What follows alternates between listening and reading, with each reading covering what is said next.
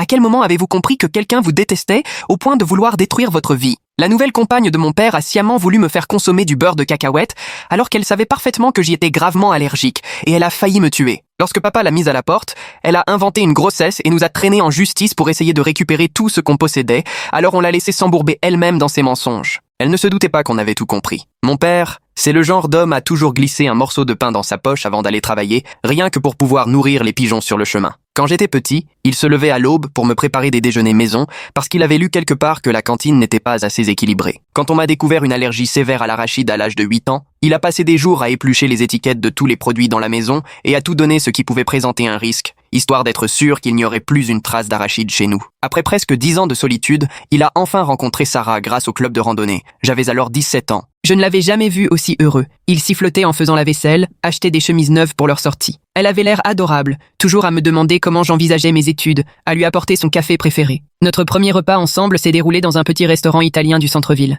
Tout se passait parfaitement jusqu'au dessert. Elle avait commandé un plat au Nutella. « Oh mince, j'ai complètement oublié ton allergie », s'est-elle exclamée, repoussant l'assiette. Papa a souri, disant que ça pouvait arriver. J'ai cru à une simple maladresse. Mais peu à peu, la maison s'est retrouvée envahie de pièges. Barres protéinées à la cacahuète, mélange de fruits secs, restes de pad thai. À chaque fois, elle s'excusait, se frappant le front. Papa, patient, rangeait de nouveau les placards. Sarah n'a pas encore le réflexe des allergies, me disait-il. 3 mois plus tard, un samedi après-midi, papa bricolait dans le jardin. Sarah est arrivée dans la cuisine pendant que je révisais. J'ai fait trop de mon smoothie protéiné spécial, tu en veux? Avant que je puisse demander ce qu'il y avait dedans, elle m'avait déjà servi un verre. Allez, bois, tu as l'air épuisé. Dès la première gorgée, j'ai senti ce goût de noisette. Un frisson de panique m'a parcouru. Tu as mis du beurre de cacahuète? Juste une cuillère. Vous, les ados, vous en faites toujours trop avec vos allergies. Un tout petit peu, c'est bon pour s'immuniser, a-t-elle lancé d'un ton désinvolte en agitant la main. Ma langue a commencé à enfler. La pièce s'est mise à tourner. J'ai voulu crier, mais ma gorge se resserrait déjà. Je me suis écroulé, mes cahiers dispersés par terre. J'ai entendu la porte claquer, puis papa est arrivé, comme par réflexe, déjà en train de sortir l'épipène du tiroir. Il me l'a planté dans la cuisse tandis que son autre main appelait les secours. Malgré ma vision brouillée, j'ai vu son regard se poser sur Sarah, un mélange de fureur et d'incrédulité que je ne lui connaissais pas. À l'hôpital, une fois rassuré sur mon état, papa ne m'a pas quitté une seconde, la mâchoire tellement serrée que j'avais peur qu'il s'abîme les dents. Elle ne t'approchera plus jamais, a-t-il soufflé. J'ai déjà appelé un serrurier, prévenu la police. C'est terminé. Il a serré ma main et m'a montré un message de Sarah, reçu 1 heure plus tôt. Je viens d'apprendre que je suis enceinte de 8 semaines. On peut en discuter calmement? Mon cœur s'est emballé. Papa a prévenu l'infirmière, mais j'étais incapable de détacher les yeux de ces quelques mots. L'infirmière s'est précipitée, a contrôlé mes constantes, pendant que papa me serrait encore plus fort la main. Son téléphone a vibré, Sarah encore. Cette fois, il a effacé le message sans même le lire. Elle ment, ai-je murmuré, la voix cassée. Pour la grossesse, les yeux de papa sont devenus durs. Qu'elle dise la vérité ou pas, ça ne change rien. Elle est sortie de nos vies. Le médecin est venu avec les papiers, expliquant qu'il valait mieux rester sous observation plusieurs jours, vu la gravité de la réaction. Papa a tout de suite acquiescé et a sorti son ordinateur pour prévenir son patron qu'il prenait des congés. La première nuit à l'hôpital, il a dormi sur la chaise à côté de mon lit, se réveillant à chaque passage de l'infirmière pour vérifier que mon bracelet d'allergie était bien en place. Son téléphone ne cessait de sonner, des appels, des messages, toujours Sarah. Finalement, il l'a bloqué. Au matin, elle a tenté autre chose. L'accueil de l'hôpital a appelé dans la chambre, disant qu'une femme se faisant passer pour ma mère voulait avoir des nouvelles. Le visage de papa s'est fermé. Il a précisé que ma mère était décédée depuis 12 ans et qu'il fallait prévenir la sécurité si quelqu'un d'autre se présentait. Le lendemain, la situation a empiré. Papa est sorti prendre un café et revenu, tendu. Elle était sur le parking, la sécurité l'a raccompagnée dehors. Il m'a montré son téléphone, 17 appels en absence de numéros inconnus. Les messages vocaux répétaient la même chose. J'étais une gamine jalouse qui voulait briser leur couple, qu'il ne s'agissait que d'une petite erreur, que le bébé avait besoin de son père. Change de numéro, l'ai-je supplié, mais il était déjà au téléphone avec l'opérateur. La sortie de l'hôpital a pris un temps fou.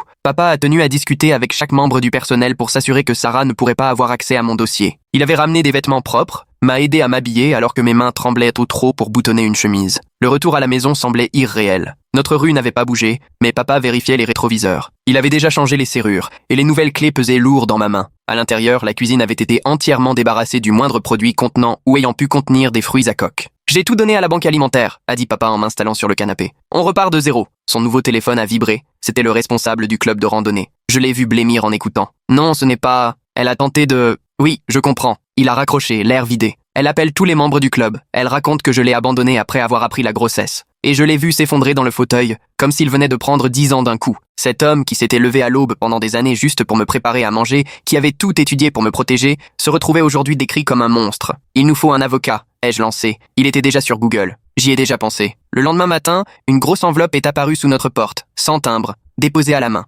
Papa l'a ouverte avec des gants enfilés à la va-vite, pris sous l'évier. Dedans, des coupures d'articles imprimés sur des beaux enfants accusés d'avoir tué des nourrissons par jalousie. Un post-it, griffonné par Sarah, trônait au-dessus. Voilà ce que tu es en train de créer. Papa a tout pris en photo, puis rangé dans un sac plastique. Des preuves, a-t-il marmonné. 3 jours plus tard, quand j'ai repris le chemin du lycée, c'était le grand bazar. La secrétaire de la vie scolaire m'a aussitôt fait signe. On a reçu plusieurs appels d'une personne qui disait être ton père et qui réclamait ton emploi du temps ainsi que tes notes. La voix ne collait pas. Alors, ils n'ont rien communiqué. Un frisson m'a parcouru. Papa a dû quitter son travail pour venir prouver son identité en personne. Ce jour-là, l'école a instauré une nouvelle règle. Désormais, toute demande à mon sujet nécessitait un mot de passe. Papa a opté pour pigeon, un sourire amer aux lèvres. 2 semaines après le début du harcèlement, le téléphone de papa a sonné pendant le dîner. Numéro inconnu. Il a quand même décroché. Je l'ai vu passer de la perplexité à la compréhension en quelques secondes. C'était la sœur de Sarah, a-t-il expliqué en posant son portable. Elle voulait que je sache que Sarah est chez elle, qu'elle refuse la rupture, qu'elle continue à dire que l'histoire de la cacahuète était un accident. Elle avait l'air inquiète. Tu lui as parlé des articles? Des coups de fil? J'ai tout consigné. Je n'ai rien répondu. Il a repoussé son assiette. Elle a laissé entendre que Sarah avait déjà agi comme ça. Des histoires de grossesse après des ruptures. Ma fourchette a heurté la table. Quoi? Sa sœur n'a pas donné de détails. Elle a juste dit de me méfier. 3 semaines après l'incident, nous avons reçu une assignation. Sarah attaquait papa au civil, réclamant de l'argent pour ses frais de déménagement et un préjudice moral lié à leur relation. La somme demandée a fait blanchir papa. C'est du grand n'importe quoi, ai-je soufflé en lisant par-dessus son épaule. C'est surtout hors de prix, a-t-il rectifié, déjà en train de composer le numéro de l'avocate qu'il avait trouvé. La provision d'honoraires, rien que ça, c'est 3 000 €. J'ai vu papa grimacer en signant le chèque, mais il n'a pas hésité. L'avocate, une femme fatiguée prénommée Patricia, a tout relu dans notre dossier. La bonne nouvelle, c'est que ces accusations ne tiennent pas la route, a-t-elle annoncé. La mauvaise, c'est qu'il va quand même falloir se défendre. À la maison, tout changeait peu à peu. Papa a installé une caméra devant la porte, puis une autre à l'arrière. Notre courrier arrivait souvent ouvert puis rafistolé. Il a pris une boîte postale, ne nous transmettant le courrier qu'après l'avoir vérifié. Mes comptes sur les réseaux sociaux signalaient sans arrêt des tentatives de connexion depuis notre ville. J'ai activé la double authentification partout. Elle parle de la grossesse sur Internet, m'a dit papa un soir en me montrant son ordinateur. Il avait créé un faux compte pour surveiller ses publications publiques. Sarah avait déjà rencontré quelqu'un d'autre, un nouveau petit ami qui se vantait d'être bientôt papa. Le pauvre, il ne s'imagine pas dans quoi il met les pieds. La procédure civile s'est éternisée. Chaque rendez-vous avec Patricia voulait dire un nouveau chèque à signer. Papa s'est mis à faire des heures sup, rentrant vidé mais sans jamais se plaindre. J'ai proposé de trouver un petit boulot. Il a refusé. Concentre-toi sur tes cours, sur Parcoursup. Ne la laisse pas te voler ton avenir. Au bout de 3 mois, Patricia a eu un déclic. Elle a retrouvé 2 ex de Sarah, qui avaient traversé la même chose. Ils ont rédigé des attestations sur les fausses grossesses, le harcèlement, les procédures civiles qui leur avaient coûté toutes leurs économies avant d'être classés sans suite. C'est un vrai schéma, a expliqué Patricia. Elle vise des pères célibataires, sème la pagaille, puis tente d'en profiter. Mais même avec ces preuves, la justice avançait à pas d'escargot. Au bout du 4e mois, l'audience a eu lieu. Papa a remis son unique costume, celui des obsèques de maman. Je me suis installé derrière lui pendant que Sarah témoignait. Les larmes coulaient sur ses joues, tandis qu'elle racontait avoir été abandonnée enceinte. Son nouveau compagnon était là, lui frottant l'épaule. Le juge a jeté un coup d'œil à nos preuves,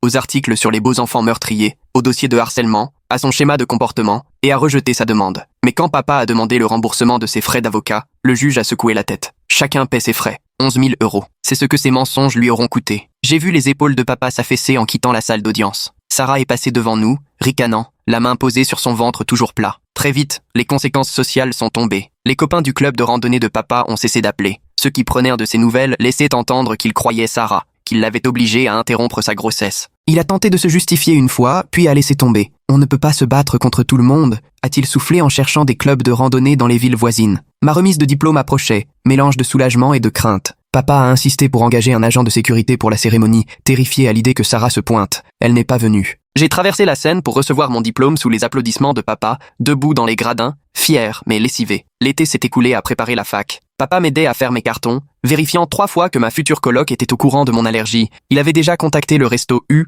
l'infirmerie, même la sécurité du campus pour signaler ma condition. Tu n'as pas besoin de t'inquiéter autant, lui ai-je dit en chargeant les cartons. Bien sûr que si, c'est mon rôle, a-t-il simplement répondu. La veille de mon départ, je l'ai trouvé dans son bureau, encerclé de papiers, relevés bancaires, factures de scolarité, reçus d'avocat. J'ai ressenti un pincement au cœur en comprenant. Notre épargne pour la fac était partie, tout avait été englouti par les frais juridiques. Papa, c'est réglé, a-t-il coupé, rangeant des papiers à la hâte pour cacher une fiche de paie. Et c'est là que j'ai compris. Il s'était trouvé un second boulot, des nuits à l'entrepôt. Il cumulait 2 jobs depuis des mois, sans jamais rien dire. Tu n'étais pas obligé? Si, je t'assure, a-t-il répété avec son calme habituel. Je suis parti à la fac le ventre noué. Pendant le 1er mois, papa m'écrivait sans arrêt, toujours inquiet de savoir si tout allait bien. Il m'a envoyé des colis remplis de snacks sans allergènes et de stylos auto-injecteurs tout neufs. Petit à petit, ses messages sont devenus moins anxieux. En octobre, il m'a parlé d'une rencontre au club de lecture. C'est juste une amie, a-t-il précisé aussitôt. On y va doucement. Cette fois, je prends mes précautions. Je suis rentré à la maison pour Thanksgiving et j'ai eu un choc. La maison était méconnaissable, équipée de caméras partout, les serrures avaient été remplacées par des digicodes, les projecteurs s'allumaient dès que je garais la voiture. « Tu ne trouves pas que tu en fais un peu trop ?» ai-je glissé. « C'est indispensable », a répondu papa, un peu gêné. Le dîner s'est déroulé dans le calme. Il avait tout préparé lui-même, vérifiant chaque ingrédient 2 fois avec moi. Sa nouvelle amie du club de lecture avait proposé de venir, mais il avait décliné. « C'est trop tôt », a-t-il expliqué. « Peut-être à Noël. » Et effectivement, à Noël, une nouvelle Catherine est arrivée, veuve, avec des ados. Elle et papa se sont rapprochés, tous les deux sur la réserve après leurs expériences passées. Elle n'a pas bronché quand papa lui a demandé son permis de conduire à leur premier café. « Je t'ai aussi cherché sur Internet », a-t-elle avoué avec un sourire triste. Il faut bien faire attention par les temps qui courent. Lors des vacances de printemps de ma première année, je suis passé à la pharmacie du supermarché acheter des antihistaminiques. En tournant dans une allée, je me suis figé. Sarah était là, en train de comparer des tests de grossesse. Même cheveux blonds, maquillage impeccable, mais elle avait changé. L'air épuisé, vieilli. On s'est croisés du regard. Mon cœur battait à tout rompre, prête à tout. Mais elle a juste détourné les yeux et s'est éloignée. Aucun ventre arrondi, pas de lueur, jamais enceinte, comme je l'avais toujours imaginé. J'ai tout raconté à papa le soir même. Il a soupiré, pas surpris. Je l'avais compris dès le 2e mois, m'a-t-il confié. Sa sœur m'a rappelé. Sarah avait déjà fait le coup à ses 2 ex, prétendu être enceinte, rien montré, et puis elle passait à un autre. Pourquoi tu ne m'as rien dit? Tu avais ton bac, les dossiers d'inscription à la fac? Je ne voulais pas qu'elle occupe encore plus de place dans ta tête. J'ai repensé à tous ces mois de harcèlement, les factures d'avocat, l'isolement. On aurait pu la dénoncer, tout révéler, ai-je lancé. Papa a secoué la tête. Avec quoi payer l'avocat? Et puis, les gens croient ce qu'ils veulent. Le club de rando a choisi son camp. Donc elle s'en sort comme ça? Elle a le droit de continuer? Papa a répondu doucement. Crois-moi, c'est déjà une punition suffisante. Un jour, en cherchant des timbres, je suis tombé sur les papiers de l'ordonnance restrictive dans son tiroir. Tout était prêt, mais jamais déposé. Les frais de dépôt étaient écrits en bas. Encore 500 € que nous n'avions plus après le procès civil. La remise des diplômes est arrivée plus vite que je ne l'aurais cru. Papa était là dans la salle, les tempes un peu plus grises, mais rayonnant de fierté. Catherine à ses côtés, leurs mains presque jointes. Il n'avait jamais cessé d'enchaîner 2 boulots pour que je puisse sortir diplômé sans dette. Après la cérémonie, alors qu'on chargeait mes affaires dans le camion de location, je me suis enfin décidé à poser la question qui me trottait dans la tête depuis 4 ans. Tu regrettes de l'avoir rencontrée? Papa a réfléchi en scotchant un carton. Je regrette ce qu'elle t'a fait subir, la peur qu'elle t'a laissée. Mais le reste, l'argent, les faux amis, les histoires, au fond, ça m'a permis de voir sur qui je pouvais compter. Il a fait un geste vers nous deux. On est toujours là, c'est tout ce qui compte. Une fois le camion bouclé, on a pris la route vers ma nouvelle vie, à 3 heures de là. Papa suivait en voiture, il tenait à vérifier la sécurité de mon nouvel appart. Certaines habitudes, je l'ai compris, ne s'effacent pas. L'hypervigilance, l'attention aux aliments, la méfiance dans les relations. Sarah avait laissé sa marque sur nous deux, mais on lui avait survécu. Pas grâce à la justice ni à une réhabilitation, mais en tenant bon, tout simplement. 2 personnes qui avaient appris à la dure que parfois la meilleure réponse au chaos, c'est juste d'avancer, prudemment, un pas après l'autre. En déballant mes cartons, papa installait des verrous supplémentaires sans rien demander. Je pensais aux 18 000 € qu'il avait dépensés pour me protéger, au 2e boulot, aux économies sacrifiées. Il ne s'était jamais plaint, jamais culpabilisé. Merci, ai-je lâché d'un coup. Pour tout, pour m'avoir toujours soutenu. Il s'est arrêté net, la perceuse à la main, surpris. Je n'ai pas eu le choix. Tu es ma fille, c'est normal. Et c'est sans doute ça, la différence entre les gens comme papa et ceux comme Sarah. Lui, il donnait sans compter. Elle prenait tout, en se croyant victime. Maintenant, on savait à qui faire attention et à qui donner sa confiance. Une leçon dure, mais qui me resterait toute la vie. La résidence de mon nouvel appart suivait des protocoles de sécurité stricts, ce que papa a beaucoup apprécié pendant sa visite. Il a testé chaque verrou de fenêtre 2 fois et m'a fait répéter devant lui comment utiliser le verrou renforcé qu'il venait d'installer. Catherine attendait tranquillement dans la voiture, comprenant qu'il devait s'assurer que tout était en ordre avant de partir. Ma première semaine à l'agence de marketing a filé entre réunions d'intégration et nouveaux visages. J'ai gardé mon allergie discrète, mais j'ai prévenu les RH et ma responsable. Le chef de la cafétéria a pris ça très au sérieux, me montrant en détail les listes d'ingrédients et les procédures contre les contaminations. Des mesures normales, pour une vie enfin normale, exactement ce que j'espérais. Papa appelait chaque soir ce premier mois, la voix encore un peu inquiète. Il me racontait ses journées au magasin de bricolage, évitant soigneusement d'évoquer les heures d'entrepôt qu'il continuait à faire. Catherine revenait de plus en plus dans ses histoires, l'aidant à ranger le garage, lui apportant à dîner quand il finissait tard, lui présentant ses amies du club de lecture, celle qui ignorait tout de Sarah. 6 semaines après mon arrivée, ma supérieure m'a prise à part. Quelqu'un appelle pour vérifier que tu travailles ici.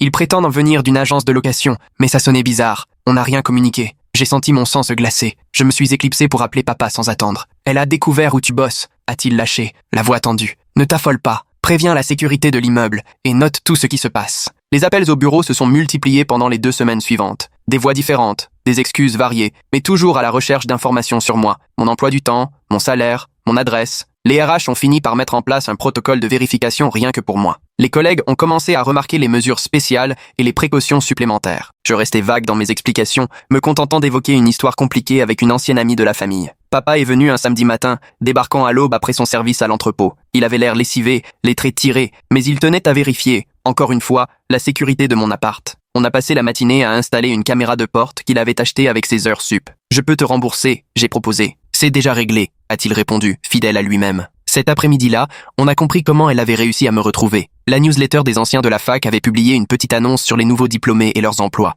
Mon nom, mon diplôme, mon entreprise, rien de bien précis, mais suffisant pour quelqu'un de motivé. « Je vais contacter l'association des anciens », a dit papa, ajoutant ça à sa liste de tâches. « On va t'enlever des prochaines publications. » Il est reparti le soir même, mais pas sans glisser une enveloppe dans mon tiroir de cuisine. 500 € en liquide et un mot griffonné. Fonds d'urgence. Ne discute pas. Je t'aime. Papa. Le mois suivant, autre rebondissement. Le gestionnaire de la résidence m'a appelé, quelqu'un avait tenté de prendre rendez-vous pour visiter l'appartement juste à côté du mien, demandant très précisément quel logement était occupé par de jeunes actifs. Comme la personne insistait pour avoir des détails sur les résidents, le gestionnaire a flairé l'arnaque et a refusé la visite. J'ai commencé à modifier mes habitudes. Trajets différents pour aller travailler, horaires de sport décalés, courses faites à des heures improbables. Cette vigilance permanente me fatiguait, mais avec papa, j'avais appris que la sécurité avait un prix. Mes collègues m'invitaient à des afterworks ou à des sorties le week-end, mais je trouvais toujours une excuse. Accorder ma confiance me semblait hors de portée. La relation entre papa et Catherine avançait doucement. Elle comprenait ses hésitations, son besoin de tout contrôler. Son ex-mari lui avait laissé ses propres cicatrices, différentes des nôtres, mais suffisantes pour qu'elle soit patiente avec la prudence de papa. Quand elle a proposé un week-end ensemble,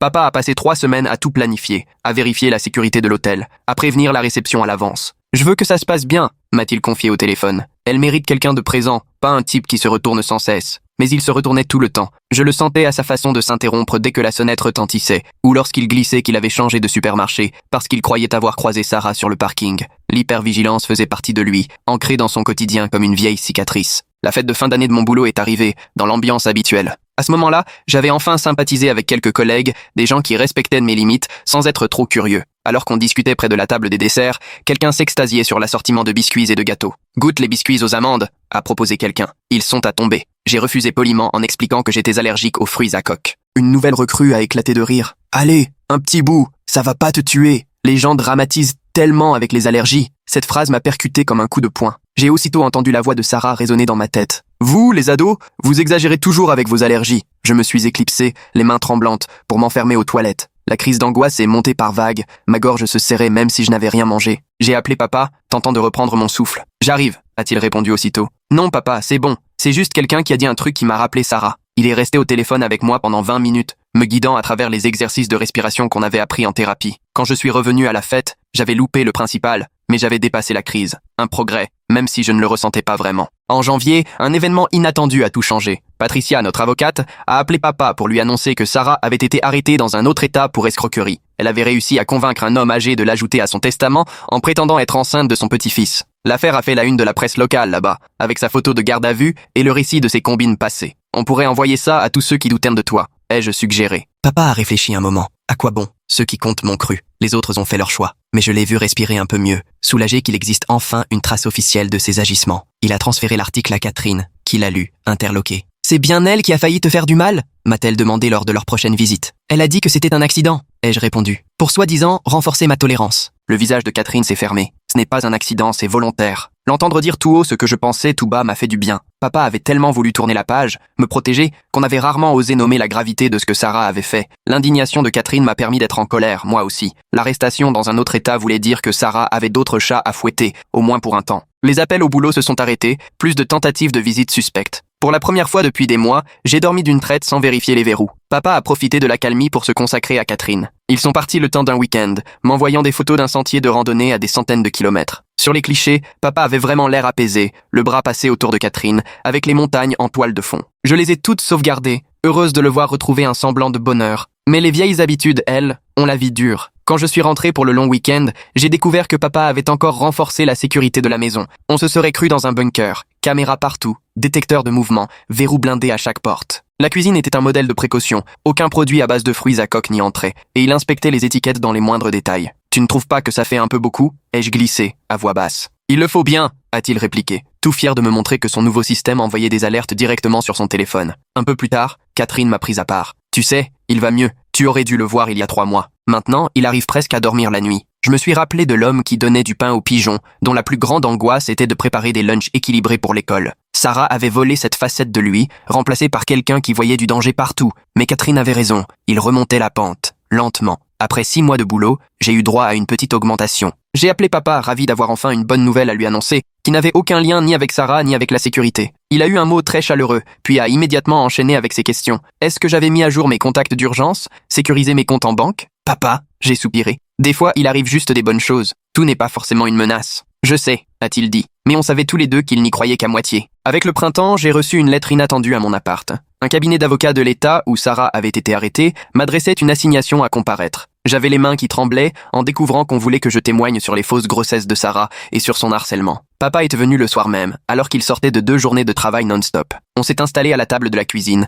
à éplucher ensemble les documents officiels. « Tu n'es pas obligé d'y aller », a-t-il lancé. « On peut toujours contester l'assignation. »« Avec quel argent ?» ai-je répliqué, reprenant son sens pratique. « Je trouverai une solution », a-t-il lâché du tac au tac. Mais j'en avais assez de fuir, assez que Sarah garde la main sur nos vies à distance. Peut-être que mon témoignage l'empêcherait de recommencer avec quelqu'un d'autre. Papa alternait entre fierté devant mon courage, inquiétude pour ma sécurité et fatigue à l'idée de replonger dans tout ça. Finalement, il a cédé. Si tu es sûr de toi, je viens avec toi. Le bureau du procureur a organisé une déposition en visioconférence, histoire de nous éviter des frais de déplacement. Papa était à mes côtés dans la petite salle de réunion, rassurant, pendant que je racontais toute l'histoire, le smoothie à la cacahuète, le harcèlement, les fausses grossesses. Le procureur me bombardait de questions précises sur les dates, les preuves, la procédure civile. Papa avait tout archivé, rangé dans un classeur, chaque document à sa place. « Est-ce que cette histoire a eu un impact sur votre quotidien ?» m'a-t-il demandé à la fin. J'ai pensé aux caméras, aux routines sans cesse changées, au manque de confiance, à la crise d'angoisse à la fête de fin d'année. « Tous les jours », ai-je simplement répondu. 2 mois plus tard,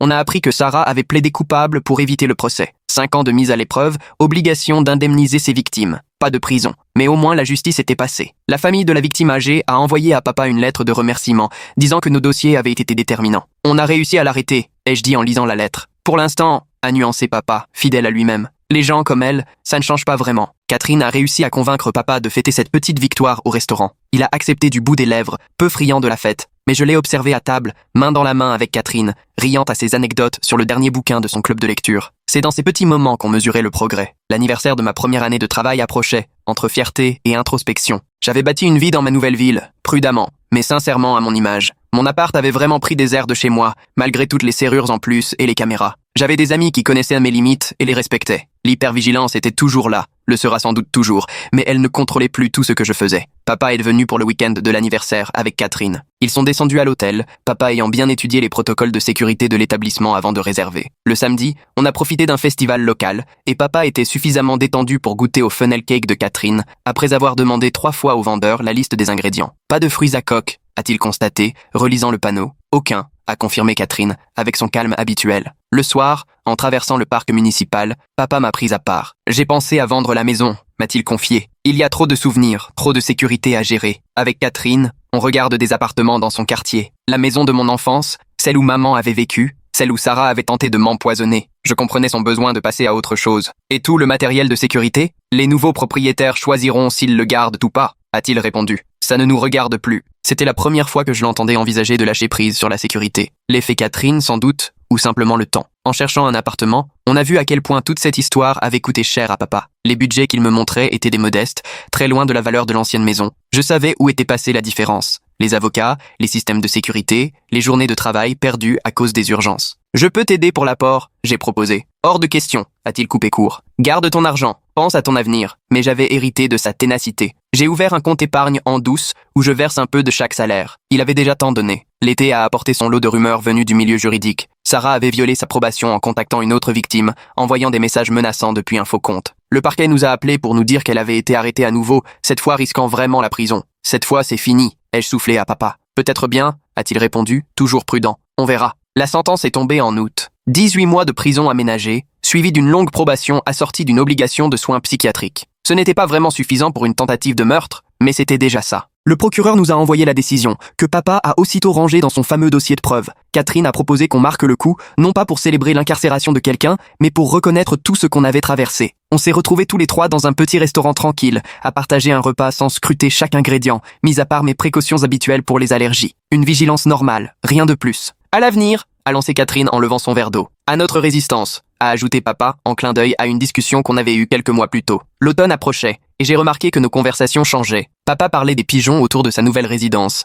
Il racontait qu'il avait repris l'habitude d'emporter un morceau de pain lors de ses balades. Il évoquait aussi les visites des petits-enfants de Catherine et comment il leur avait appris à préparer des sandwichs maison. La prudence restait là, bien sûr. Il ne cesserait jamais vraiment d'être sur ses gardes. Mais la vie reprenait son cours. Mon deuxième pot de fin d'année au boulot approchait, et j'appréhendais nettement moins que la première fois. Quand quelqu'un m'a proposé des biscuits faits maison, j'ai demandé la liste des ingrédients sans la moindre gêne. Un collègue qui avait entendu m'a interrogé sur mon allergie, et j'ai répondu simplement, sans jamais mentionner Sarah. Juste une personne avec un souci de santé qui fait attention, rien de plus. Papa et Catherine ont annoncé leur fiançailles pendant le dîner de Thanksgiving. Ils prévoyaient une petite cérémonie, juste la famille proche et quelques amis. Papa m'a montré la bague, sobre mais authentique. Je l'ai payée en liquide, histoire d'éviter toute histoire. Je l'ai même faite certifier, m'a-t-il confié, un brin embarrassé. Les vieilles habitudes, les bonnes, tu veux dire, l'a corrigé Catherine en lui déposant un baiser sur la joue. Après tout ce chaos, ils s'étaient retrouvés, avaient construit quelque chose de solide sur leur prudence commune. Ce n'était pas un conte de fées, mais c'était du vrai, du réfléchi, et c'était à eux.